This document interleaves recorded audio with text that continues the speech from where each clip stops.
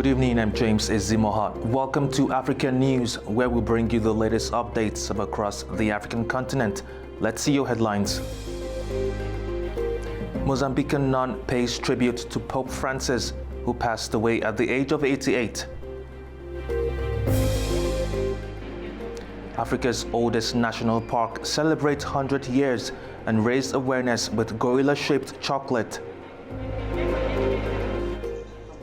South African President Cyril Ramaphosa says diplomacy is the only way to end the war in Ukraine. Thank you for joining us. We begin in South Africa, where President Cyril Ramaphosa says diplomacy is the only way to end the war in Ukraine. He made the comments after meeting with President Zelensky and speaking separately with Donald Trump and Vladimir Putin. President Cyril Ramaphosa has reiterated South Africa's call for a negotiated end to the conflict in Ukraine. He spoke after hosting President Volodymyr Zelensky in Pretoria, where they discussed ways to strengthen diplomatic efforts. Ramaphosa revealed that he also held separate talks with US President Donald Trump and Russian President Vladimir Putin this week. He says both leaders agreed on the urgency of ending the war. South Africa believes that the only path to peace is through diplomacy, inclusive dialogue, and a commitment to the principles of the United Nations Charter. This includes the principle that all member states should settle their international disputes by peaceful means. I had an opportunity to speak to President Trump yesterday, or this morning rather, to discuss the peace process in Ukraine. We both agreed that the war should be brought to an end as soon as possible to prevent further death and destruction. Earlier in the week, I had a call with President Vladimir Putin, where we both committed to work together towards a peaceful resolution of the Russia-Ukraine conflict. South Africa stands ready to continue to support all credible as well as inclusive multilateral efforts at achieving a just and sustainable, comprehensive peace. Despite criticism over its neutral stance, Pretoria continues to engage all sides of the conflict. Meanwhile, Ramaphosa says he plans to meet President Trump soon to discuss peace efforts and deepen bilateral ties. Still in Southern Africa, a Mozambican nun is remembering Pope Francis not just as a spiritual leader, but as someone she worked with during a pivotal moment. Sister Olga Masango helped organize his 2019 visit to Mozambique, a country that was still recovering from a major disaster at the time. When Pope Francis visited Mozambique in 2019, it came just months after Cyclone Idai had devastated the country, leaving hundreds dead and thousands homeless. For Sister Olga Masango, a Mozambican nun who helped coordinate the papal visit, the moment was both emotional and historic. She had previously supported Pope John Paul II's 1988 visit during Mozambique's civil war. Now based in Nairobi, she works with Pauline's Publications, where she reflects on her surprise role during Francis's visit. I was not expecting that I would be invited. Of course, some they said, but you have the experience of the Pope's visit of John Paul II. But I was very young at that time. Pope Francis came in a moment really that people were crying. We had just two cyclones, but above all, Cyclone Idai. And I think it was Cyclone Idai that moved Pope Francis to come to Mozambique and really to bring this message on ecology, on on corruption, on the mutual coexistence. So it was, for me, it was really impactful. For Sister Olga, supporting two papal visits decades apart during times of war and disaster is a reminder of the Catholic Church's enduring presence in moments of crisis.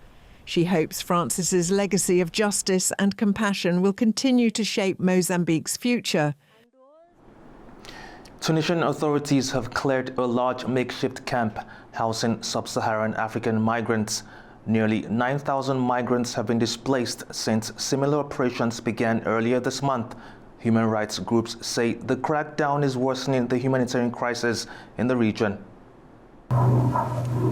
Tunisian forces dismantled a forest encampment sheltering around 2,000 sub-Saharan African migrants near the towns of Amra and Jebeniana. It's part of a broader operation launched on April, which has displaced nearly 9,000 people so far. Rights groups accuse the government of inciting xenophobia and punishing those who offer humanitarian support. However, authorities say they are responding to an unprecedented migration crisis and are determined to prevent the re-establishment of such camps.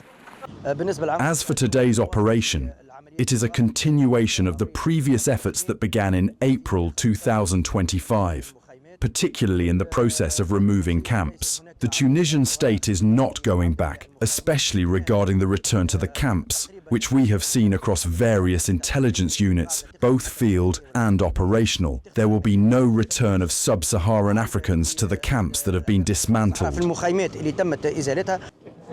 For many migrants, the repeated demolitions are destroying their last chance at stability and their belongings.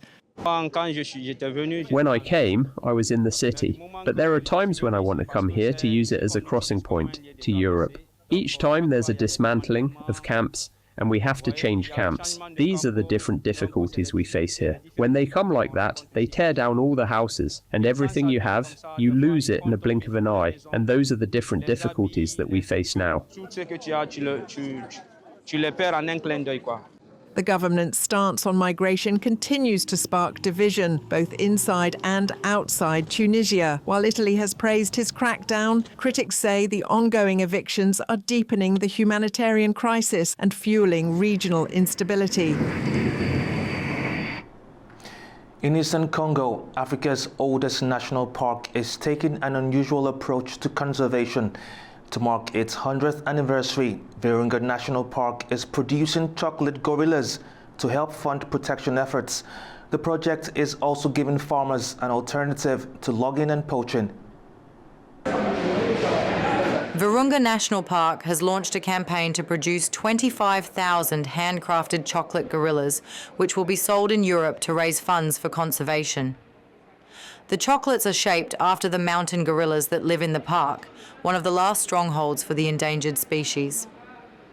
Virunga, located in a conflict-hit region of eastern Congo, faces mounting threats from armed groups, deforestation, and volcanic activity.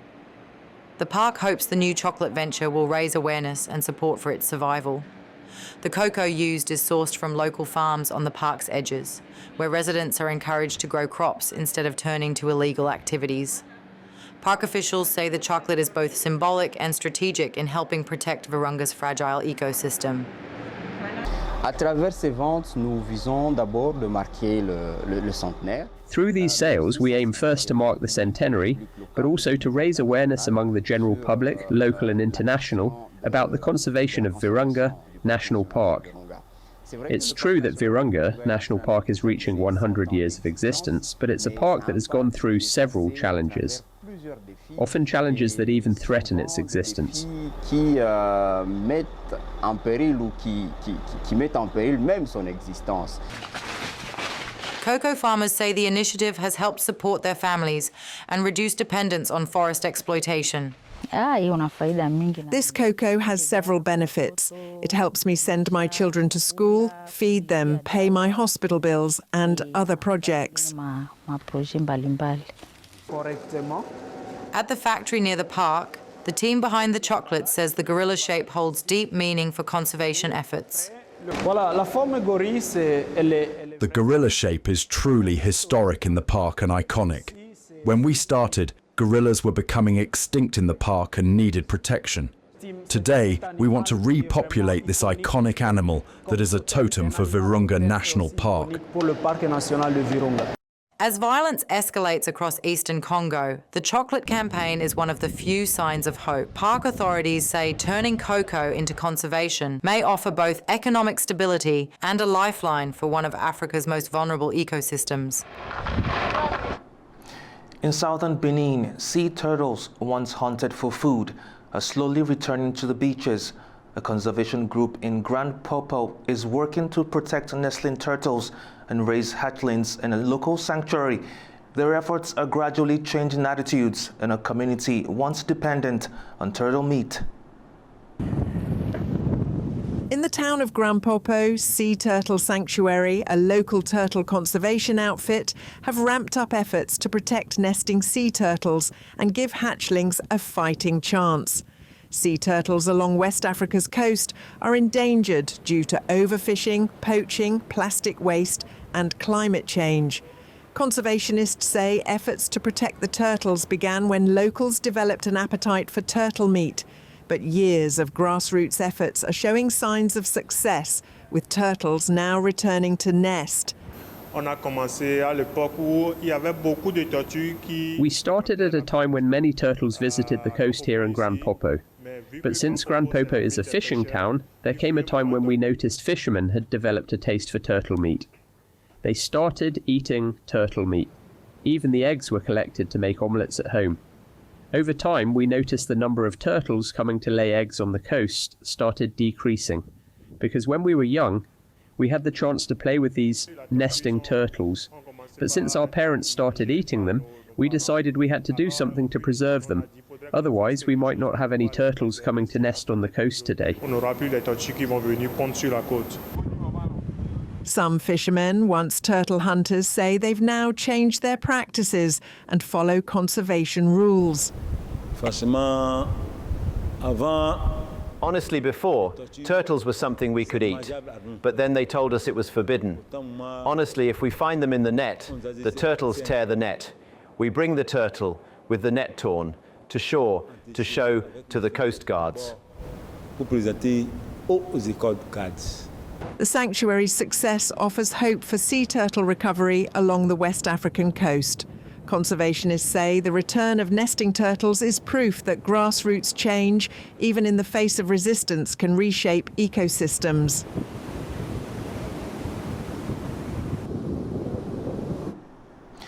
Two bodies have been recovered from a church compound in Rongo, Western Kenya. Police say they rescued 57 people from the same premises in a frail condition. The case has revived concerns about dangerous religious practices in the country. Kenyan police launched a rescue operation at St. Joseph Missions of Africa Church in Migori County after a family demanded the body of a deceased relative. Officers found 2 bodies inside the compound. According to police, 57 people were rescued from the site and taken to a hospital. Authorities say investigations are underway to determine what caused the 2 deaths. After we got information that there are people in this church who could be sick and having injuries, we came and managed to rescue 57 persons in this church. They will be taken to hospital for further checkups. There are 2 people who have died. We can't clearly state what caused their deaths. We will have to await for the post-mortem examination to ascertain cause of death. One of the deceased was reportedly a man who refused medical care, insisting his faith would heal him.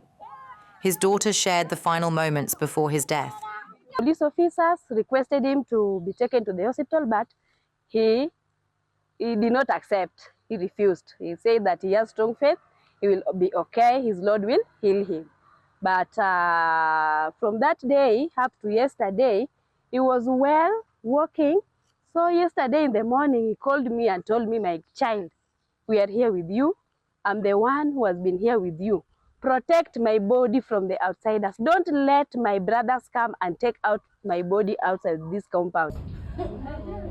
The Rongo case has drawn comparisons to the 2023 Shakahola tragedy, where over 400 followers of a doomsday cult were found dead in a mass grave. Authorities say investigations into the latest incident are ongoing and will include autopsies on the deceased. Well, that's all we have today in African News. Thank you for watching and stay tuned to A News.